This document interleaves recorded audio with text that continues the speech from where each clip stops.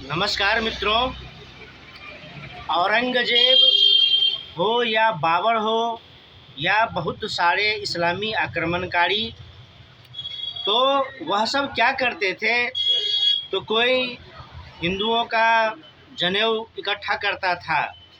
अब जैसे कि काशी विश्वनाथ मंदिर पर जब हमला किया था, तो वहाँ जितने भी पुजारी थे, ब्राह्मण थे, सबका सर काट करके और सबका जनेऊ इकट्ठा किया गया था। तो यह एक कट्टरता का प्रमाण होता है। यह जो कहते हैं कि नृशंस हत्याएं होती है, जो क्रूरता होता है, यह क्रूरता की पराकाष्ठा होती है।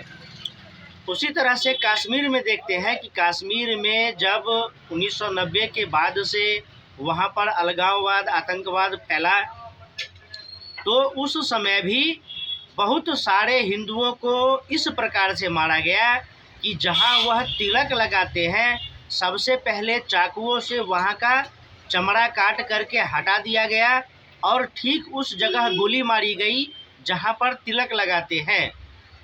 तो तिलक हो, जनेऊ हो, इन सब चीज़ों से जो इस्लामी आक्रांता होते थे और आज हैं, उन सब को आज भी दिक्कत है। बंगाल जल रहा है। बंगाल में एक हिंदू पिता पुत्र का आँख निकाल लिया गया और उस आँख से गोटियाँ खेली गई और फिर उनको 60 से 65 बार चाकुओं से गोद गोद करके मार दिया गया। और देख रहे हैं कि सैकड़ों नहीं हजारों हिंदू पलायन कर रहे हैं। बात है, नाम है यह कि वक्फ बिल का विरोध हो रहा है, लेकिन उस वक्फ बिल के विरोध की आड़ में एक तरफ से काफिरों को कत्ल किया जा रहा है, काफिरों का मकान जलाया जा रहा है, दुकान जलाया जा रहा है, और जितने सारे हिंदू हैं वहाँ से पलायन कर रहे हैं और सुरक्षित स्थानों की ओर शरण ले रहे हैं।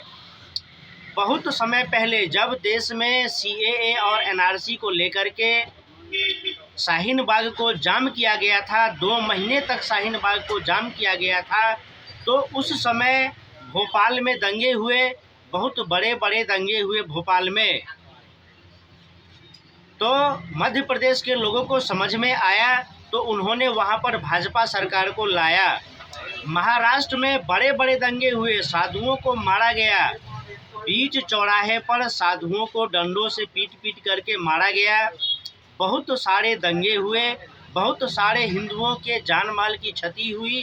तो फिर वहाँ पर सरकार परिवर्तित किया गया, फिर वहाँ पर भाजपा का सरकार आया।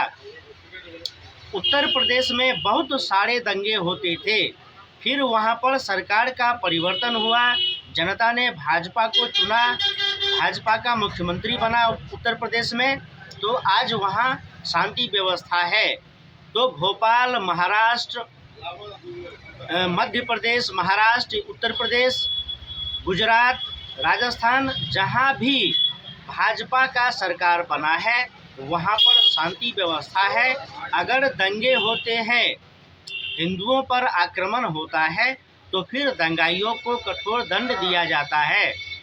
अब बंगाल में जो यह आंदोलन हो रहा है, तो हम उम्मीद कर सकते हैं, विश्वास कर सकते हैं कि अब पश्चिम बंगाल के जनता को भी समझ में आ रहा है कि तुष्टीकरण और वोट बैंक की राजनीति और सस्ते आलू टमाटर प्याज से कुछ नहीं होने वाला है।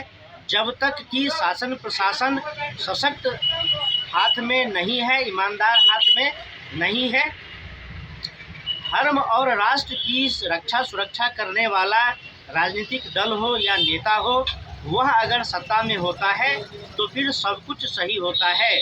फिर आलू टमाटर के भाव भी सही होते हैं, दंगा भी नहीं होता है, शांति भी स्थापित होती है।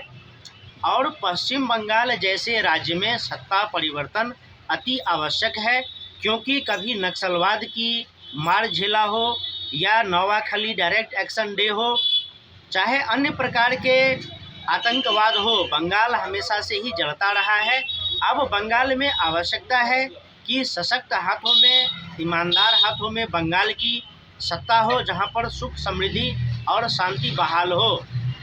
बंगाल सबसे बड़ी समस्या है बंगाल का घुसपैठ, क्योंकि अभी जो वक्फ अमेंडमेंट बिल का विरोध हो रहा है और उसके नाम पर जो कत्लेआम मचाया जा रहा है, बंगाल को जलाया जा रहा है, इसमें बहुत अधिक बांग्लादेशी घुसपैठियों का भी हाथ है। और बांग्लादेश के कट्टरपंथी तो कह रहे हैं, बहुत सारा वीडियो है सोशल मीडिया पर, बांग्लादेश का कट्टरपंथी कह रहा है कि हम बंगाल में घुस करके हिंदुओं को मारेंगे। और बहुत अधिक घुसपैठ होता है बांग्लादेश और बंगाल के बॉर्डर पर, क्योंकि जो अभी ममता बनर्जी है वह तुष्टीकरण की राजनीति कर रही है, वोट बैंक की राजनीति कर रही है और इस्लामिक चरमपंथियों को, कट्टरपंथियों को इतना खुला छूट दे दिया है कि सब बंगाल को जलाने में लगा हुआ है, हिंदुओं को मारने काटने, उनके संपत्तियों मकानों को जलाने में लगा हुआ है। अब जब शासन ही सब कुछ तुष्टीकरण हो, वोट बैंक की राजनीति हो, अराजकता फैलाना हो, उसमें लगा हुआ है, तो फिर प्रशासन क्या कर सकता है। और वर्तमान में जो पश्चिम बंगाल का प्रशासन है वह भी चाटुकारी है और चाटुकारिता उनकी मजबूरी है, क्योंकि जब बेईमान लोग होते हैं तो अच्छे लोग भी चाटुकारिता ही करने लगते हैं। तो अभी बंगाल में सत्ता परिवर्तन करना आवश्यक है। और यह जो हम तिलक और जनेऊ की बात उठाए थे, तो यह सही है। कश्मीर हो, मुगल काल हो या कश्मीर हो या कहीं भी, आज भी ऐसी मानसिकता के लोग हैं जो कहते हैं कि हम मंदिरों में घंटी नहीं बजने देंगे, हम रूहें कपा देंगे, तो ब्राह्मणों का जनेऊ काट करके हम उसको मुसलमान बना देंगे, ब्राह्मणों की चोटियाँ काटो, ब्राह्मणों के तिलक मिटा दो, उनको गोल टोपी पहनाएंगे, उनको मुसलमान बनाएंगे। बहुत सारी बातें होती है, सैकड़ों वीडियो होते हैं सोशल मीडिया पर। तो अभी तो मेरे पास वीडियो एडिट करने का कोई उपाय नहीं है, नहीं तो मैं तो वह सारा वीडियो आपको अभी दिखा देता कि किस प्रकार से बोले जाते हैं। तो मैं यह सब बातें इसलिए कह रहा हूँ क्योंकि हिंदुओं को यह स्मरण होना चाहिए, जो धर्मनिरपेक्षता जिसको सेक्युलरिज्म कहते हैं, इसकी चाशनी जो चाट रहे हैं, जो भाईचारे की चाशनी चाट रहे हैं, उनको समझ में आना चाहिए कि गाय को रोटी खिलाने वाला और गाय को रोटी के साथ खाने वाला कभी भाई भाई नहीं हो सकता है।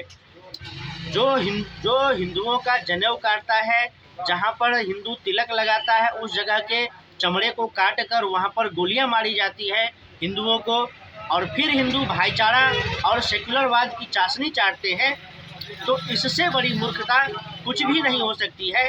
हिंदुओं को यह बात समझना चाहिए। फिर मिलेंगे अगले वीडियो में।